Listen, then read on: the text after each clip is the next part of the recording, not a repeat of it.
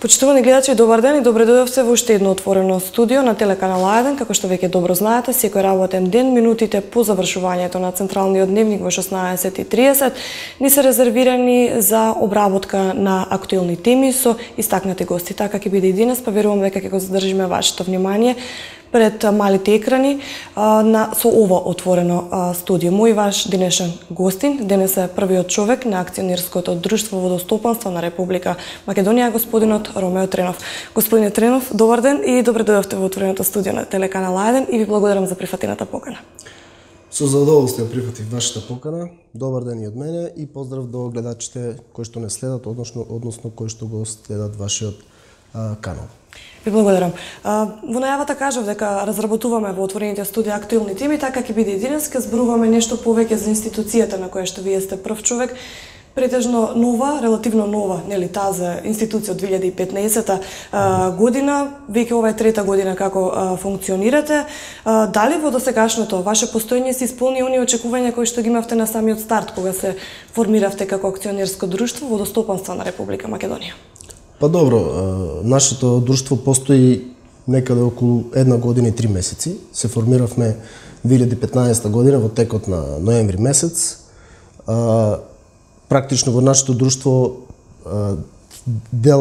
станаа дел од нашето друштво поранешните водостопански предпријатија, кои што делува, односно работеа на териториите на Скопскиот регион, на Кумановско-Липковскиот регион, понатаму на Прегалничкиот регион, на Ардовишкиот регион, на Струмичкиот регион, оној дел на Јужен Вардар, Тиквешкиот регион, исто така и на регионите на територија на Берово, Битола и Прилеп. Со формирањето на нашето акционерско друштво се оформија уште две подружници, Црн Дрим и Полог. Црн Дрим со седиште во Охрид и Полог со седиште во Гостивар. Така што, како што кажав, веќе функционираме околу година и 3 месеци. Целта на формирањето на нашето друштво е да се обезбеди економично стопанисување, функционирање, одржување и користење на хидросистемите, односно на системите за наводнување и одводнување. Исто така, да го подобриме и изголемиме обемот на услугите кон корисниците на вода. Целта на формирањето на друштвото е да се обезбеди економично стопанисување, користење, функционирање и одржување на хидросистемите, односно на системите за наводнување и одводнување. Исто така и да се зголеми обемот и квалитетот на услугите кои што ги даваме кон нашите крајни водокорисници, исто така и да се создадат услови за развој на водостопанството во целина, со што би се подигнало целото водостопанство како подсектор на едно повисоко ниво кое што ќе обезбеди, би рекол, навремено покривање на потребите на македонскиот земјоделец, на стопанството во целина, понатом и сите всушност наши водокорисници, како што се и комуналните предпријатија на кои што им обезбедуваме вода, односно наша цел е и останува навремено и квалитетно нудење на услуги во делот на снабдување со вода за наводнување, снабдување со вода за пиење на комуналните предпријатија, обезбедување на вода за технолошки индустријски потреби, вклучувајќи тука и производство на струја и исто така многу битен елемент одводнување на земјиштето и одведување на испуштените води. Што се однесува во делот на прашањето дали се исполнија очекувањата и целите, морам да кажам дека предизвиците и проблемите кога се формира не беа навистина големи. Како ново формирано предпријатие, ние требаше да подготвиме една програма за работа на друштвото за сезоната која што доаѓа, за следната година. Исто така да одредиме и соодветна динамика за спроведување на таа програма. Како што знаете, ние се формиравме во изборна година, меѓутоа природата на нашата работа е специфична и не предвидува или не трпи никакви одлагања, ниту пак трпи некакви политички влијанија. Односно, би рекол дека имавме многу краток период за да ги подготвиме каналите за наводнување и одводнување, како и да ги процениме човечките ресурси со кои што таа работа ќе треба да се заврши, да ангажираме исто така и нови вработувања, и би рекол дека навистина имавме еден, да речам, тежок и турбулентен период и би рекол ние како, јас како прв човек на предпријатието, меѓутоа и целиот менаџерски тим, а и сите менаџери кои што ги менаџираат подружниците, треба да видиме чекор пред политичките случувања, за да можеме навремено да ги испорачуваме нашите услуги, со што би имале секако задоволни земјоделци и не само земјоделци, сите крајни корисници. Иако не можам да го сокријам сега фактот дека имаше проблеми и дека можеби кога би делувале во поинакви услови, можеби би можели и повеќе да понудиме и да не правиме.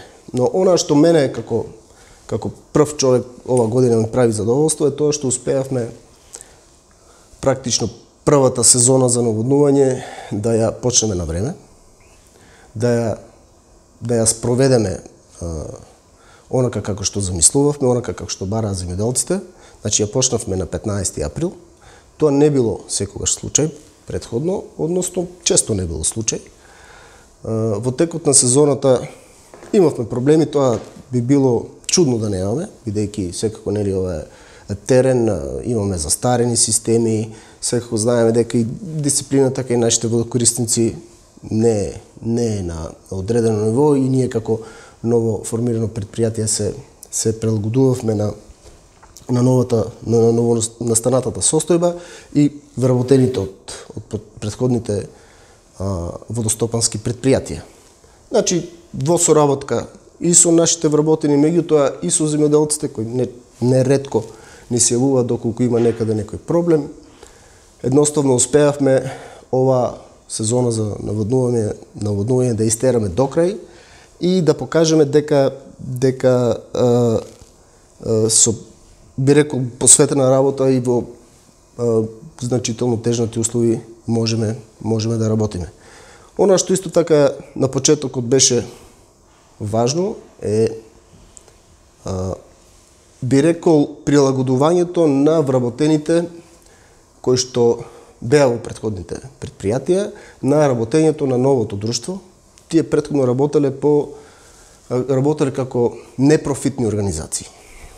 А сега ние работиме по Законот за трговски друштва и тоа е доста различно и може да се каже дека на почетокот прилагодувањето воопшто не беше лесно и дека знаете, ние бевме ново предпријатие, ново формирано, де јуре, меѓутоа де факто може да се каже дека ги наследивме сите обврски од претходните водостопански предпријатија, што секако е во историјата на државата прв таков случај и на почетокот тоа доста отежното функционираше, меѓутоа сега веќе се, дури кога прашувавме, некој не знаеше да ни даде насоки, бидејќи први бевме така, па еве некој друг сега ако се прилагодува, ние би можеле да му излеземе во пресред и, како што кажа, веќе сега тие се дел од наши подружници, дел од акционерското друштво и сега веќе работите влегуваат во еден колосек. Како што кажа, поминавме исклучително турбулентна година, меѓутоа тоа не се почувствува на терен или се почувствува многу малку. Морам да истакнам дека 2016 година воопшто немаше ниту еден протест или штрајк организиран од земјоделците од причини што нема соодветно наводнување. Значи, апарно знаеме дека особено 2014 и 2015 имаше протести од страна на земјоделците, имаше одредени проблеми кои што секако и тоа што биле помали, можеби не можеле да се покријат едни со други, така што на одредени подружници имало проблеми, сегашни подружници, тогашни водостопански предпријатија, но ние успеавме во соработка и со земјоделците оваа година да ја поминеме добро и практично да успееме речиси секаде каде што беше побарано од нас да однесеме вода за наводнување. Кажавте дека ви бил така и потежок, турбулентен период, многу предизвици, многу предпријатие. Меѓутоа, ете, ќе се навратам пак, колку влијание и на што конкретно имаше влијание оваа политичка криза која што владееше и можеби се уште владее во Македонија?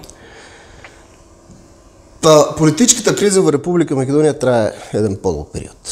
И тоа не му оди во прилог на никој, претпоставам на никој, особено не на македонските граѓани, може би сега оди во прилог на некои поединци или на некои групи однадвор и внатре, меѓутоа македонската држава претрпе многу загуби, претпоставам и на економски план, на политички сигурно.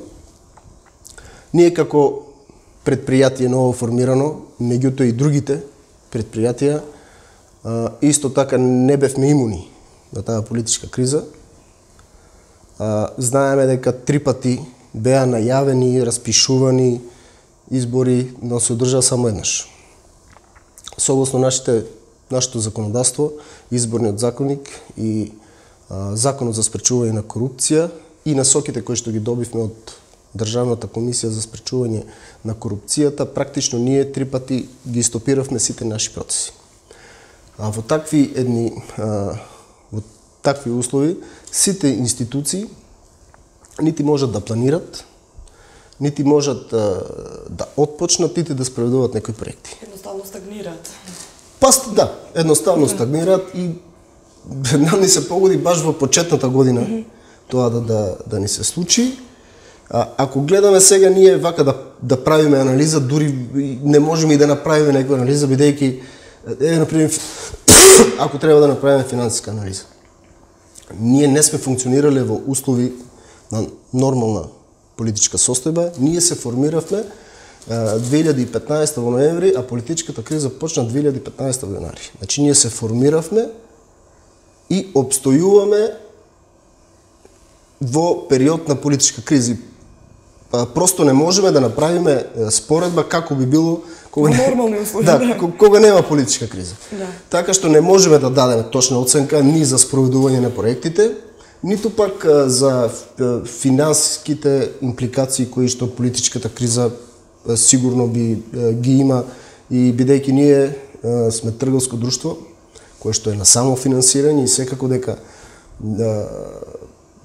услугите кои ги даваме на физички и правни приватни лица и државни, и секако стимулирањето на економијата, и тоа е еден страв кај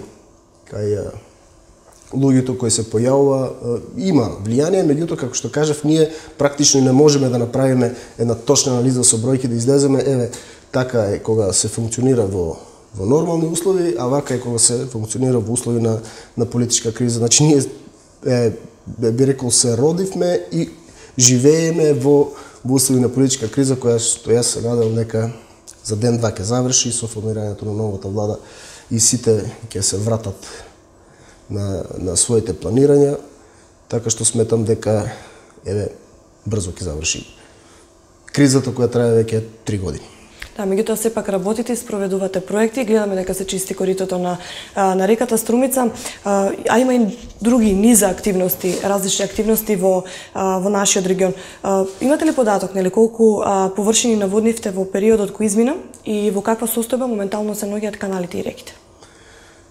Да, видите, јас би сакал да ја истакнам соработката која што имавме во 2016 година со UNDP, со канцеларијата на UNDP во Македонија.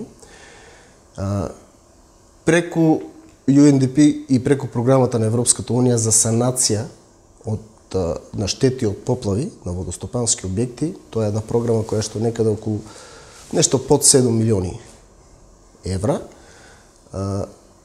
Со помош на таа програма, практично вие гледате дека најпрви вршевме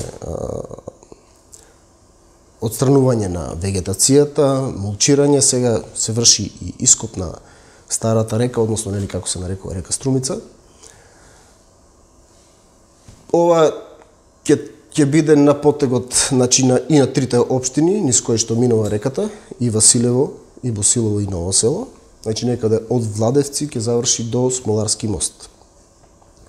Јас сум благодарен за соработката на UNDP. Со таа програма и со таа соработка ние всушност Не е само тој проект, истото го имаме и на Црна река. Знаете дека и таа беше една од критичните точки. Практично 4 реки се критични, тоа се Вардар, Брегалница, Црна река и Струмица. И имаме уште во таа соработка имаме мерки за санација на покрај на базените на овие две реки и на базените на браните Слатина, Липа, Мавровица и Дренска река. Што се однесува во делот на наводнувањето, ние кога на почетокот ја правевме програмата, имавме проектирано некаде околу 27.000 хектари дека би можеле да наводнуваме, односно дека има технички можности да се наводнува на таа површина. Меѓутоа, оваа година имаме некаде околу 21.000. Имаме намалување, направивме една анализа. Може да се каже дека намалувањето е заради поволните метеоролошки услови во кои што културите и без нашите услуги би се развива, особено немавме некои пружини услуги во периодот кога чиницата се развиваше и тука нашите анализи главно водат дека евентуално тука е намалувањето. Што се однесува до состојбата на каналите и на реките. Видите, ние секогаш кога имаме услови, бидејќи знаете, зависи од водостоите и така натаму, секогаш се обидуваме и во рамките на нашите ресурси и можности, бидејќи се уште не можеме да се пофалиме со соодветна механизација, а старите водостопански предпријатија речиси и да немале механизација, имале само 2 стари багери. Сега можност да го најаваме, да го наречам и проект. Ова имаме проект со кој што сме во постапка за набавка на механизација во вредност од 3,5 милиони евра, обезбедени од владата на Република Македонија. Со набавката на таа механизација практично ние стануваме функционално предпријатие. Значи во секој момент ќе можеме да излеземе и на терен да ги отстраниме дефеците, да влеземе и во реките и да ја подобриме каналската мрежа во секој момент. Понатаму средствата кои сега ги даваме на приватни фирми за да ги вршат услугите, нашите услуги, се огромни.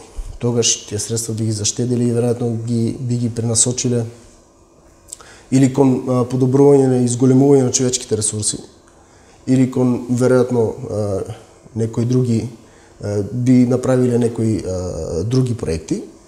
Практично би сакал да кажам дека со набавката на таа механизација ние ќе бидеме навистина функционално предпријатие, онака како што јас го замислував првиот ден кога бев именуван и кога ми кажа дека практично нема механизација, бев фрапиран и од првиот ден ми беше и се уште ми е да успееме да набавиме механизација и да бидеме функционално предпријатие. Каналите се во добра кондиција. Тоа се покажа, например, кога во почетокот на месец септември 2016 година, 7 дена врнеше непрестано дожд. Меѓутоа, ниту на една точка од каналската мрежа не имавме излевање. И тоа покажува дека каналите се во добра кондиција. Сега секако опозицијата може да најде некој канал кој што ние сме го чистеле пред 1 месец, па сега зараснал со трева и со тоа да се манипулира. Меѓутоа ние имаме каналска мрежа која што е во кондиција и која што може да ги прифати водите. Таму кај што имаме квалитетно развиено одводнување, имаме и терцијално добра мрежа која што е од голема помош на граѓаните, бидејќи ние практично со тоа овозможуваме тие не само во периоди на обилни врнежи, туку и таму подземните води се доста високи, значи обезбедување и одводнување на земјиштето од подземни води. Она што треба да се потенцира е дека и покрај тоа што каналите се во добра кондиција, тоа не можеме да го кажеме за големите реципиенти, за реките. Значи тука вие гледате дека река Струмица не е чистена, може би 40 години. Ние веднаш од кога се формиравме, направивме стратегија, контакти, веднаш и Црна и Струмица, кои што беа најкритични, да почнеме да ги чистиме. Мораме да ги подобриме владните реципиенти, да го зголемиме нивниот обем, да се зголеми волуменот и да може да се прими што е можно поголема количина од секундарните канали. Бидејќи, ако имате вие многу добри изчистени секундарни канали, јас веќе ви тврдам дека сме на добар пат и дека се во добра кондиција. Меѓутоа, тие канали, кога би биле чисти, би придонеле можеби за влошување на состојбата при обилни влажниши. Или еве сега знаеме дека имаме обилни снежни влажниши, имавме и доколку имаме нагло топење, каналите ќе ја прифатат водата, меѓутоа големите реципиенти нема да може да ја прифатат, така што мојот фокус и фокусот на целиот мој тим е во подобрување и зголемување на капацитетот на големите реципиенти. Еве, за овој крај би кажал дека ние веќе направивме мапирање и на поранешните системи за одводнување кои што функционирали на територија на 4 општини од Струмичкиот регион. Имаме документација за 6 системи за одводнување и има 5 поголеми и 5 помали и некаде во декември успеавме да го завршиме тој дел на мапирање, меѓутоа потоа знаете, заврна снег и практично не успеавме да излеземе на терен и да се подготвиме за сезоната за одводнување. Така што работиме во тој дел интензивно, но нашиот фокус по набавката на механизацијата и пред тоа секако, веќе гледате, ќе биде подобрување на капацитетот на тоа што за мене и проценката на луѓето кои што се стручни во област е дека нашите големи реципиенти немаат капацитет да некогаш да ги примат големите количини на вода. Кажавте за состојбата на реките и каналите, го споменавте новиот проект за набавка на нова механизација. Што е со останатите тековни проекти или проекти кои што ги планирате за оваа 2017 година, за која се надеваме дека нема да биде толку турбулентна, кои што се однесуваат конкретно на југоистокот од Македонија, на овој југоисточен регион? Па претпоставам ќе ги интересира тоа и нашите гледачи. Да, видите, ние уште кога се формиравме, главна наша цел беше да ги подобриме и постоечките хидросистеми, но и да изградиме нови. Јас нема да говорам на памет, значи ги имам овде проектите, би можел да ги прочитам и вредностите.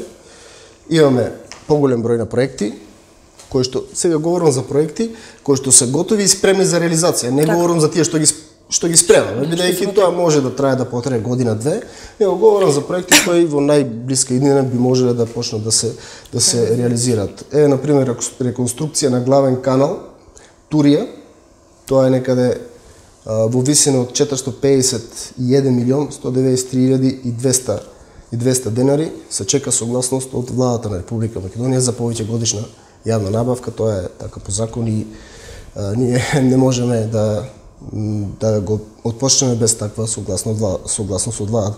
Бидејќи владата е ние сме акционерско друштво, но наш 100%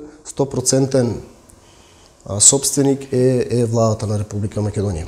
Понатаму згуснување на делничната мрежа, тоа ќе биде на територија на сите 4 општини од овој Струмички регион. Некаде околу 46 милиони денари овој проект. Исто така и на овој проект чекаме согласност за повеќе годишна јавна набавка од владата на Република Македонија. Реконструкција на делот на ХМС Водоча под системот Владевци Добрејци. Тоа е некаде околу 61 милион 537 350 денари и за овој проект чекаме согласност од владата на Република Македонија за повеќе годишна јавна набавка. Ревитализација на брана Водоча со придружни објекти, некаде околу 34 милиони 418 000 денари и за овој проект чекаме согласност од владата.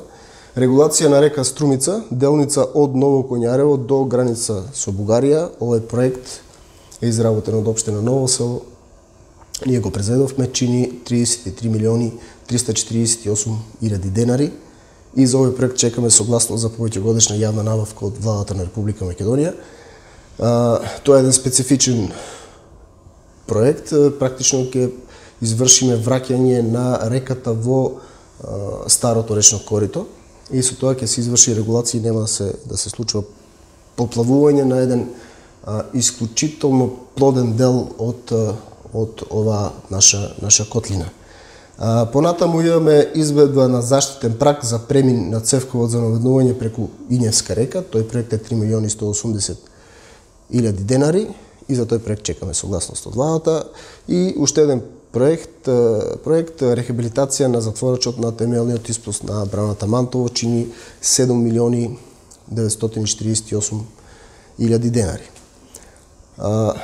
Со самото тоа што кажувам дека се чека на согласност за повеќе годишна јавна набавка, што е чиста формалност практично, но заради тоа што се уште нема формирано влада и заради тоа што знаеме низ каков период поминавме, овие проекти стојат.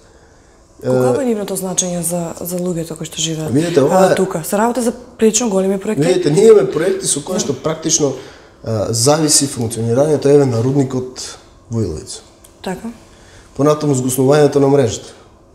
Ќе имаме, тоа ќе значи навремено доставување на вода и помали дефекти на каналската мрежа. Исто така ќе се возможат услови и за поставување на водомери. Значи тоа представува осовременување на овој наш подсектор кој што верувајте без современо водостопанство нема современо поледелско и секако градинарско производство. Тоа е невозможно. Значи не можеме да бидеме конкурентни на пазарите нити во Европската унија, нити гледаме сега светот станува едно глобално село. Значи за да имаме да бидеме конкурентни, треба да произведеме и поголеми количини.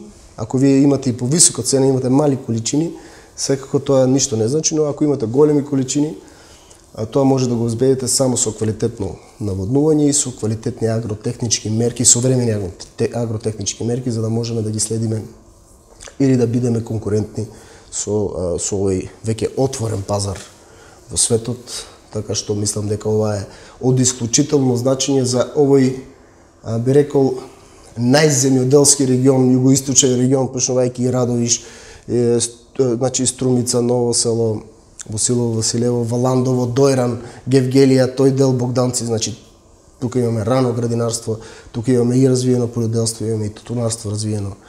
Така што ова е многу значајно, изградбата на овие водостопански објекти кои што самите гледате дека чинат многу пари, е многу значајно за развојот на земјоделството во најземјоделскиот крај во државата.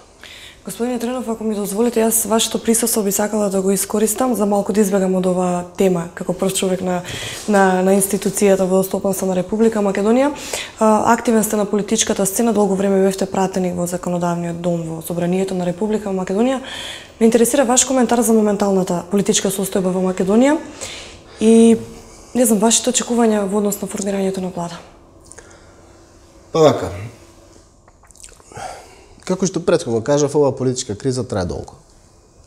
И тука сите едноставно посакуваат да заврши, сите луѓе кои посакуваат добро на државата. Меѓутоа тоа што мене сега ме чуди е што има обиди за продолжување на политичката криза. Имаме несреќни изјави од одредени лица од надвор. Едноставно се бара изговор да продолжи политичката криза, тоа на никој не му одговара. Значи, има една теза која што баш синоќ ја читав, СДСМ кажува дека поголемиот број на граѓаните гласале против оваа влада, што е апсолутна теза која што не држи вода, да не е потребен подолж збор, бидејќи ако одеме по таа логика, ниту еден премиер во Европа не е легитимен, бидејќи имате партија која што освоила најмногу гласови и имате други партии и сега во секоја држава тој што освоил најмногу гласови коалицира со некој кој што има дали континуитет во работата, дали е идеолошки сличен, зависи од државата. И имате други кои што изгубиле и не се на власт. Таа теза навистина не држи вода. Тоа е исто како да кажете дека екипата која што победила, која што освоила најмногу бодови на крајот на надпреварувачката сезона, не е шампион затоа што вториот и сите заедно до последниот имаат повеќе бодови од првиот. Така што тоа е теза која што апсолутно не држи вода. Ние на овие избори имавме јасен победник. ВМРО ДПМН има 51 пратеник, има 455.000 гласови, 20.000 повеќе од СДСМ и СДСМ е втора партија. Може и да се направи една друга анализа, која што јас ја правам, е тоа дека СДСМ е втор во сите сегменти. Прво, втор е во севкупниот скор на национално ниво. Прв е ВМРО со 51 пратеник, втор е СДСМ со 49, трет е ДУИ со 86.000 гласови и 10 пратеници, четврти се БЕСА, пета е Алијанс и така натаму. Значи тука се втори. Втори се и во Македонскиот блок. Тие сами кажуваат дека имаат 70.000 гласови, дека се втора албанска партија во државата. Значи, ако извадиме 70.000, тоа се некаде околу 360.000 гласови кои ги освоили во Македонскиот блок. А ние имаме освоено 455.000 кои се 98% македонски гласови. Али Ахмети во едно интервју кажа дека 100% од нашите гласови се македонски гласови. Јас сум човек од терен и знам дека не е така, за нас гласа и одреден број на турци, на роми, на срби и така натаму. Значи тие тука се втори. Сами кажуваат дека се втора албанска партија. Значи, први се ДУИ со 10 пратеници и 86.000 гласа, тие сами кажуваат дека се втори со 70.000 гласа и некаде, зависно од изборната единица или излезноста, околу 7 пратеници има добиено тие албански гласови. Значи, тука се втори. Во 3 сегменти се втори, а сакат да владеат со државата. Така што ова навистина е една специфична состојба и ја нема никаде во светот. Секаде тој што е втор, излегува и честите на првиот за победата, оди во опозиција, најчесто тоа е конструктивна опозиција. Така што, ако се направи анализа, ќе се види дека имаме јасен победник на изборите, тоа е ВМРО ДПМН, имаме јасно кој е втор, имаме јасно, бидејќи ние од 2001 година живееме во комплетно етнички поделено општество, знаеме кој е прв во албанскиот блок, знаеме кој е втор и мислам дека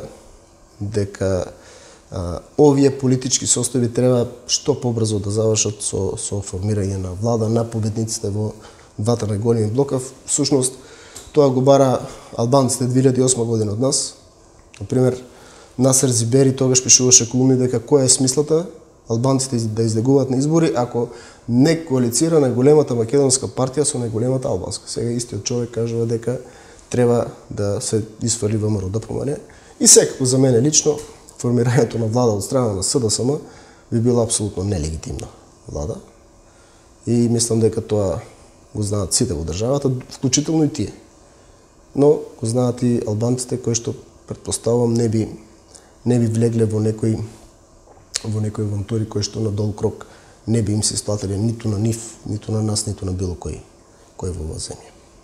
Без разлика каков ќе биде исходот од формирањето на влада, сметате дека тоа ќе биде крај на политичката криза во Македонија? Видете, како и да се формира влада, треба да се знае дека ова ќе биде мало мнозинство, владино, и дали ќе биде крај. Претпоставам дека ќе има еден период на смирување, бидејќи гледаме во светот што се случува. Веќе имаме една друга администрација во највлијателната земја во светот, која што повеќе се врти кон себе, едно недела време веќе има нов председател кој што спроведува мерки кои што ги најави и јас сум навистина среќен што претпоставам останатиот дел од светот ќе издише конечно од она напната ситуација која што ја правеше администрацијата на демократите, чиј што голем финансиер и поддржувач е Џорџ Сорос, кој што овој пат влезе во клинч со новоизбраниот председател, и сметам дека доколку се формира влада помеѓу ВМРО, ДПМН и ДУИ, би можело да се посвети на нормалните работи, на тоа што се посветува секоја држава во светот. И уште едно прашање во делот на политиката. Сметате ли дека предвремените парламентарни избори кои се одржаа на 11 декември беа легитимни, бидејќи нели имаше шпекулации во јавноста дека изборниот процес не е целосно демократски? Видете, генералната оценка на сите домашни и меѓународни институции е дека изборите беа фер, регуларни и дека на тие избори граѓаните можеле слободно да искажат својата волја. Ако добро се сеќавате, на денот на изборите, некаде околу 21-22 часот, дури Зоран Заев излезе да прослави победа пред владата, колку што ја се сеќавам. Тој веројатно имал неточни информации во тој период, така што генералната оценка и на нас како партија е дека изборите беа фер и демократски, и дека граѓаните можеле слободно да го дадат својот глас. Но јас сум човек од терен и можам да потврдам дека навистина овие шпекулации кои што вие ги нарековте шпекулации, за мене тоа се индиции, мајки во предвид дека имаше некои истражни мерки тука во Струмица, ако добро се сеќавам, и во Куманово, и во во други некои средини. И информациите од теренот говорат дека има една сериозна поврзаност помеѓу одредени групи блиски на СДСМ, кои не се баш многу, не го почитуваат многу словото на законот, и дека имало и одреден број на новинари вршат анализа, прават анализа дека имало големо купување на гласови, тоа како информација од терен имаше. Сега дали тоа некој може да го потврди, дали не може да го потврди, тоа е многу тешко да се потврди, бидејќи тој што дава за глас, што купува гласови, тој што зима за да гласа, и двајцата вршат криминал, и тоа е навистина многу тешко да се докаже, но такви шпекулации има и тие не се туку така. Има такви индиции, знаете дека имаше одредени мерки, истражни мерки и тука во Струмица, и во Куманово, и на други места, и во албанските средини, така што јас лично не верувам дека 70.000 албанци гласале за граѓанската опција која што ја нуди СДСМ. Лично не верувам, и тоа е моје право, и можам да кажам зошто, бидејќи ги видовме барањата, така што ретко некој во некоја држава, особено на Балканот, ќе поддржи партија со друг етнички презнак заради, како тие го нарекуваат тоа, граѓанска опција. Лично не верувам во тоа, особено тоа не било направено во Дивон населје, во Арачиново и во Липково. Нити па во Чаир. Така што лично мислам дека тука има работи кои што треба ние да ги анализираме како информација од теренот и да најдеме начин во иднина да ги спречиме. Треба институциите да ги спречат, но и ние како партиски активисти и сите партиски активисти да бидеме најасно дека не смееме да го оставиме теренот на одредени криминални групи да го роварат и да вршат криминални дејства за време на изборите. Како што кажав, тоа е многу тешко да се докаже, меѓутоа и самите кажавте, има такви шпекулации, има индиции, има информации и треба во иднина да се има предвид тоа. Господин Тренов, јас тука ќе ви се заблагодарам за гостувањето во овој отворено студио. Верувам дека го задржавме вниманието на гледачите и во делот на работата на водостопанство на Република Македонија, меѓутоа и со коментарите во однос на моменталната политичка состојба во Македонија. Јас сум прв пат во вашето студио и навистина ми беше задоволство да бидам гостин и да ги кажам одредените мои согледувања и во работата која што ја работам професионално, но еве и во делот на политиката. Секој ќе продолжиме со соработката. Ви благодарам уште еднаш. А вам, почитувани гледачи, ви благодарам на вниманието со кое не следевте. Останете понатаму со програмата на телеканал А1. Пријатно.